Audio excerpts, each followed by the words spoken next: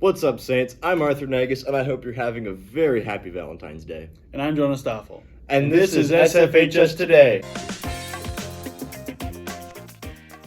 In world news, a 7.8 magnitude earthquake hit Turkey and Syria last week, killing more than 20,000 people. In national news, Joe Biden delivered the State of the Union address, highlighting the state of the nation's economy. For school news, let's check back in with Cam and Carter in their three-part series as they talk to police about drug use and awareness. 107,000 people died last year from drug overdose, 67% of those being from fentanyl. After some recent emergency responses to the high school, we contacted local law enforcement to hear their experiences with the drug epidemic facing many communities, including St. Francis. A lot of the narcotics are coming, up from Chicago or Mexico and stuff, and we've had a few arrests here. One I can think of was heroin, but it was also mixed with fentanyl. So a lot of the heroin and methamphetamines are getting cut with fentanyl. We've come in contact with them, and we've had our fair share of overdoses. Yeah, we've had a lot of overdoses, unfortunately. Crushed Percocet and stuff with bad batches that I think had fentanyl in them as well. When I first started, drugs were pretty easy to find working patrol, and the quantities were pretty large. The drug of choice was methamphetamines. We'd find big rocks on guys, and then methamphetamines kind of went away a little bit. Heroin kind of came into town, and then it kind of switched back to where methamphetamines is kind of a more popular choice and what we're seeing a lot of. When I started, marijuana was very heavy up here. Also methamphetamines. I've run into a lot of that. I've run into Percocets and stuff as well. One thing that's really kind of taken off are the THC cartridges, or carts as you young kids like to call them. We run into those a lot, I think, now, so that's kind of a really big one. But yeah, otherwise methamphetamine, and then we have encountered fentanyl and stuff up here as well. So. When Officer Desirius was the police liaison with the high school several years ago, she started finding kids carrying THC carts. It's a felony in the state of Minnesota to possess or distribute controlled substances. What kind of training do you go through to understand people struggling with these addictions? We go through a lot of mental health training for narcotic use. Sometimes people get excited delirium. They have this Superman strength, and we've learned how to handle those situations for those people that are really under the influence of narcotics. Or withdrawal is really bad too. Excited delirium is aggression and agitation in someone's mental state. 1 in 10 cases result in cardiac arrest. In that moment of crisis, we don't always know if it's mental health related, if it's drug related, if it's alcohol related. We go to these calls not really knowing what we're getting into. And, we always just kind of have to talk those people down. So we have de-escalation tactics and stuff that we try to use to bring a person down and come into compliance with us. And ultimately our goal is, to get them to the hospital and get them that care that they need. Calls for drug service decreased from 82 to 31 in 2021 to 2022. Don't do drugs. Don't even get involved with it. Just say no right from the get-go. Thanks, guys, for helping shed some light on such an important topic. Now, on a lighter note, with today being Valentine's Day, some of our reporters went out and asked people about their plans in this week's Random Question Thing. It's the Random Question Thing. Ding! We will probably just make dinner at home, and then we will hang out with our kiddo. That's about it. Exciting marriage time. What should Mr. Gerard do for Valentine's Day for Mrs. Gerard? What do you think, Mr. Stoffel? I would say chocolates and roses are always a plus. I think for Valentine's Day, you should take your wife to a very, very expensive restaurant. Like how expensive? I don't know, $200 a meal. Okay, hold on. Maybe Mr. Or Mrs. Gerard could give Mr. Gerard some lessons in volleyball. For sure, for sure. I agree with Mr. Lipinski. I think he should take her to Manny's Steakhouse in Minneapolis if he really loves her and buy her a steak dinner. What else? Do I get her a gift? You should get her flowers. Is that what you're gonna do for your Valentine? Yeah, I'm sure. What do you mean? Yeah. I should get his wife a teddy bear and chocolates. Grab a bunch of flowers and throw them. So then what restaurant would you go to? Crave. So you're gonna take your girlfriend to Crave for Valentine's Day? Yeah. And you're gonna get her flowers? Yep. All right, let's do this. Let's go. Hey, Jonah, do you have any plans for Valentine's Day? Nope, I got nothing. Well, makes sense.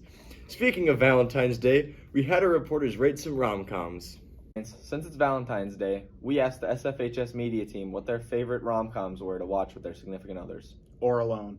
In third place with 5 votes, we have Shrek. Shrek is a movie about an ogre who falls in love with another ogre, except sometimes she's not an ogre. Wake up! In second place, with 6 votes, we had A Fault in Our Stars. A Fault in Our Stars is about 2 cancer patients who fall in love during their support group. It's a metaphor, see? You put the thing that does the killing right between your teeth, but you never give it the power to kill you. In first place with 8 votes, we have 50 First Dates. In 50 First Dates, Adam Sandler is trying to woo Drew Barrymore, who suffers from short-term memory loss. He has to try to woo her again every day. That was very good. My name's Henry. I'm Lucy. Nice to meet you. Now let's kick it over to sports. Hey, Saints. This is Cameron. And this is Bartle. And this is sports.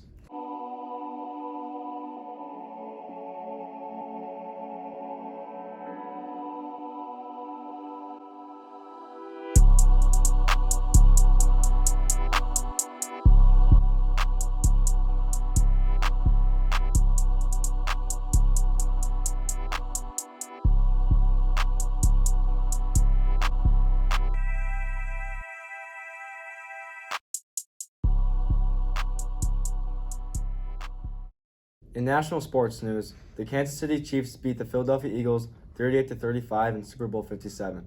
During halftime, Rihanna performed and announced her second pregnancy. In school sports news, senior Matthew Bothan broke many records last week. Reporters went out to get some more info on him. How long have you been playing basketball? I've been playing basketball since like 3rd grade. How long have you been coaching?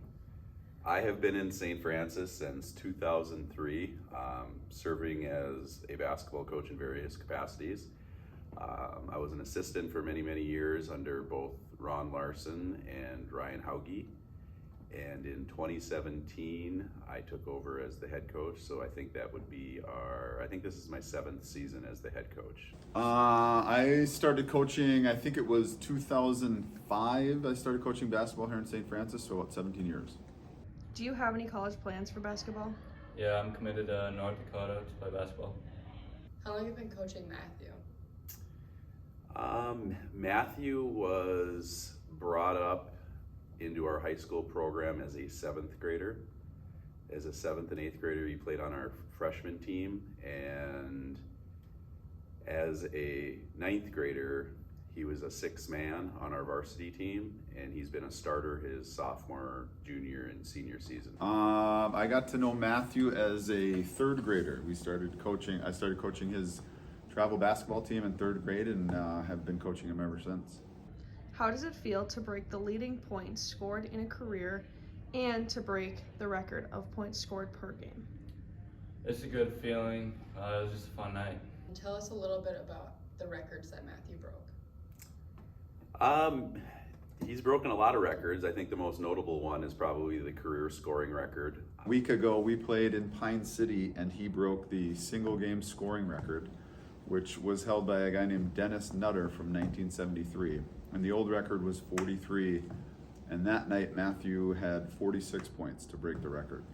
And on that same night, he also had, going in, he had to score 3 points that game. I believe it was 3 to break the overall points record, which used to be held by Brady Larson, which was 1,522 points. And Matthew Broke it that night and has continued on since then. The girls' basketball team has senior night tonight, celebrating seniors Maddie Johnson and Callie Peterson, and play Friday at Monticello.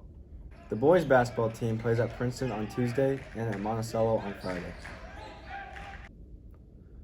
Boys hockey plays in Cloquet tonight and play their final home game of the season on Thursday versus St. Paul Academy. Girls' hockey ended their season last Thursday versus Andover. The wrestling team has their first section meet on Thursday and possibly Friday. Gymnastics has a home section meet on Friday starting at 5 p.m. That's all we have for you this week. Now back to Maine. Thank you, Cam and Carter. Before we go, we'll send it to Riley Brenhofer for 5 minutes of fame with fashion aficionado Alec Torok. Student celebrities everywhere, this is why you should care about 5 minutes of fame. Where did you get the idea of Fit Fridays from? So I was thrifting with my friends at Goodwill, and we were talking about how horribly I dress and how bad my style is. So we came up with the idea of Fit Friday just so I can try out different clothes and maybe get some tips on different styles that I may like. It's inspired me to dress a little differently, pay a little bit more attention and appreciate all sorts of clothing, masculine, feminine. I really liked Ava Randall's and Riley Brenhofer's outfits. Ava Randall's was a lot more goth aesthetic with red and blacks, long skirt, mesh crop top. It was very different. And Riley's was very angsty with black ripped jeans, a black jean jacket, jean chains, a whole bunch of jewelry. And both of them are just really out there and I like them. Although it's called Fit Friday, I try to put it as close to Friday as possible due to after school activities. Sometimes I have themes that I have to wear on Friday. So I put it on Thursday, or if someone's sick on Friday, I had to do a Fit Monday. So as close to Friday as possible. That's all we have for today. Stay safe, Saints.